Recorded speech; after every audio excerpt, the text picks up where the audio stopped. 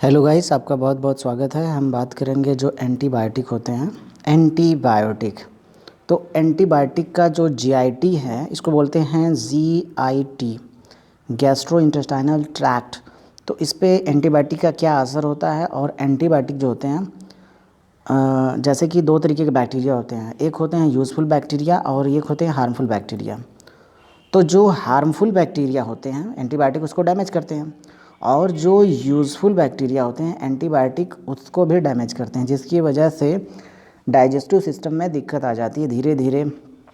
जैसे कि स्टमक है, लीवर है, गाल ब्लैडर है, पैंक्रियाज है, लार्ज इंटेस्टाइन, स्मॉल इंटेस्टाइन है, और उसके बाद अपेंडिक्स है, रेक्टम है, एनस है। पूरा का पूरा जो जीआईटी है वो इन्फेक्टेड हो जाता है, कमज़ोर हो जाता है। और क्योंकि जो बायो ऑर्गेनिज़म्स का मैकेनिज़्म चलता है वो ब्लॉक हो जाता है। तो आइए गाइस, हम कुछ एंटीबायोटिक पे चर्चा करेंगे और उसको देखेंगे कि कैसे कैसे जो एंटीबायोटिक होती हैं वो अपना लीवर पर, क्योंकि उनका ज़्यादातर मेटाबॉलिज्म जो होता है वो स्टमक में होता है। तो 80% के लगभग में स्टमक में इनका जो मेटाबॉलिज्म होता है। तो इसलिए आइए हम कुछ एंटीबायोटिक पे चर्चा करते हैं। तो गाइस, जो सबसे ज़्यादा इस्तेमाल होता है जैसे कि एमॉक्सिलिन है। तो एमॉक्सिलिन एनहाइड्रस मोड में होता है और इसके साथ पोटेशियम क्लेविनेटम आता है, और डॉक्सीसाइक्लिन है, सिफेलैक्सीन्स है, सिप्रोफ्लेक्सिन है। बहुत कॉमन यूज़ होता है सिप्रोफ्लेक्सिन का, एमॉक्सिलिन और सिप्रोफ्लेक्सिन्स। उसके बाद क्लिंडामाइसिन का भी काफ़ी ज़्यादा इस्तेमाल होता है, और उसके बाद एजिथ्रोमाइसिन है। मेट्रोनिडाज़ोल्स एंटी जो अ, ये जो इंसेक्ट होते हैं उसको ये डैमेज करने के लिए होता है। तो गाइस, सबसे ज़्यादा इस्तेमाल एमॉक्सिलिन का होता है, उसके बाद सिप्रोफ्लेक्सिन का होता है, क्लिंडामाइसिन है और एजिथ्रोमाइसिन है। उसके बाद ये सल्मेथाक्सोल्स है, इसका भी इस्तेमाल होता है। तो इसका जीआईटी पर काफ़ी असर होता है, और जो जो गैस्ट्रोइंटेस्टाइनल ट्रैक्ट यानी कि जो लीवर है, जो स्टमक है, लार्ज इंटेस्टाइन है, स्मॉल इंटेस्टाइन है, तो पैंक्रियाज है, तो इन सब पे इसका असर होता है, और इसमें यूज़फुल बैक्टीरिया डेड हो जाते हैं, जिसकी वजह से शरीर की इम्यूनिटी कम हो जाती है। तो गाइस, ये कॉमन है जैसे कि सिफोडॉक्सिन प्रोक्सिटिल है और पोटेशियम क्लेवनेट के कम्बिनेशन में आता है।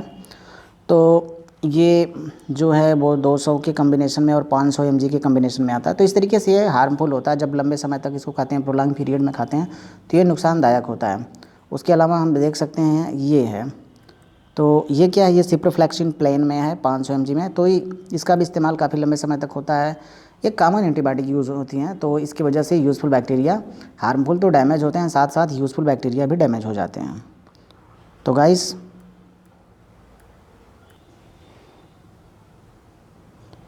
गाइस, यहाँ पे देख सकते हैं एमॉक्सिलिन पोटेशियम क्लेविनेट में है। तो ये है एमॉक्सिलिन और साथ में पोटेशियम क्लेविनेट भी लगा हुआ है। तो और ये 500 mg ये होता है एमॉक्सिलिन होता है, और 125 mg जो होता है वो पोटेशियम क्लेविनेटम होता है। तो गाइस, इसमें आप देख सकते हैं जैसे कि लैक्टो एसिड बैसिलस जो बैक्टीरिया होती है, लैक्टो एसिड बैसिलस बैक्टीरिया, इसमें कुछ यूज़फुल बैक्टीरिया जैसे कि इसके कई स्पीसीज़ है, जैसे लैक्टो एसिड एसिडोफिलस है, लैक्टो एसिड रेमेनेसस है, उसके बाद लैक्टी है, उसके बाद प्लेंटारम है, उसके बाद ये सीजी है। तो ये काफ़ी यूज़फुल बैक्टीरिया होते हैं। और जब जब एंटीबायोटिक का इस्तेमाल बहुत ज़्यादा करते हैं, क्योंकि फ़ीवर के केस में जब फ़ीवर होते हैं और जैसे कि प्लेटलेट काउंट जब गिर जाता है, काफ़ी रिड्यूस हो जाता है, तब भी एंटीबायोटिक का हाई एंटीबायोटिक का इस्तेमाल करते हैं, और डोज़ बढ़ा दी जाती है, 500 से लेकर के 600 हो जाता है। और तो इस तरीके से ये जो यूज़फुल बैक्टीरिया हैं, यहाँ पे कुछ यूज़फुल बैक्टीरिया को मेंशन किया गया है। तो ये सब मतलब जो आंत में होता है, लीवर में होता है, छोटी आंत में होता है, बड़ी आंत में होता है, जैसे कि एस्चरिचिया कोलाई है गाइस, जैसे कि एस्चरिचिया कोलाई बैक्टीरिया होता है। तो इसके कुछ स्पीसीज़ होते हैं जो डेड हो जाते हैं, डैमेज हो जाते हैं, जिसकी वजह से पूरी की पूरी इम्यूनिटी कंप्रोमाइज़ हो जाती है, कमज़ोर हो जाती है, वीक हो जाती है। तो गाइस, एंटीबायोटिक का जो इस्तेमाल किया जाता है वो ज़्यादा मतलब लंबे समय के लिए काफ़ी हानिकारक होता है, और पूरी की पूरी इम्यूनिटी वो ख़त्म कर देता है। तो गाइस, ये एंटीबायोटिक हार्मफुल इफ़ेक्ट के होते हैं। मगर आज के परिवेश में इसका इस्तेमाल बहुत ज़्यादा करते हैं। वो छोटी सी भी प्रॉब्लम होती है तो जैसे जनरली जो ड्रग का कॉम्बिनेशन होता है पैरासीटामॉल और नीमोसाइड होता है, और पैरासीटामॉल प्लेन का इस्तेमाल कम करते हैं तो नीमोसाइड को हटा करके पैरासीटामॉल के साथ एसिक्लोफेनेक लगा देते हैं, या इसको हटा करके यहाँ पे डाईसाइक्लोमाइन लगा देते हैं, और उसके साथ सिफोडोक्सिन, प्रोक्सिटील और पोटेशियम का इस्तेमाल ज़्यादा होता है। एमोक्सिलिन ज़्यादातर अब एमोक्सिलिन 500 mg और पोटेशियम क्लेविनेट के कम्बिनेशन में आता है। एजिथ्रोमाइसिन जो है वो 500 mg के कम्बिनेशन में यूज़ करते हैं।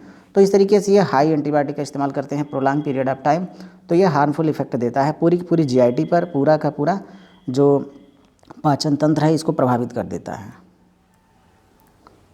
तो दोस्तों हर बैक्टीरिया खतरनाक नहीं होता, हर तरीके का माइक्रो ऑर्गेनिज़म खतरनाक नहीं होता। कुछ ऐसे भी माइक्रो ऑर्गेनिज़म्स हैं, कुछ ऐसे भी बैक्टीरिया हैं जो यूज़फुल होते हैं और वो हमारी बॉडी में मतलब कि वो एक प्रोसेस करके इम्यूनिटी को बनाते हैं। कई जो मटेरियल्स हैं बायोजेनेसिस करते हैं, कई प्रकार के प्रोडक्ट बनाते हैं, कई तरीके के एंजाइम को फॉर्मेट करते हैं।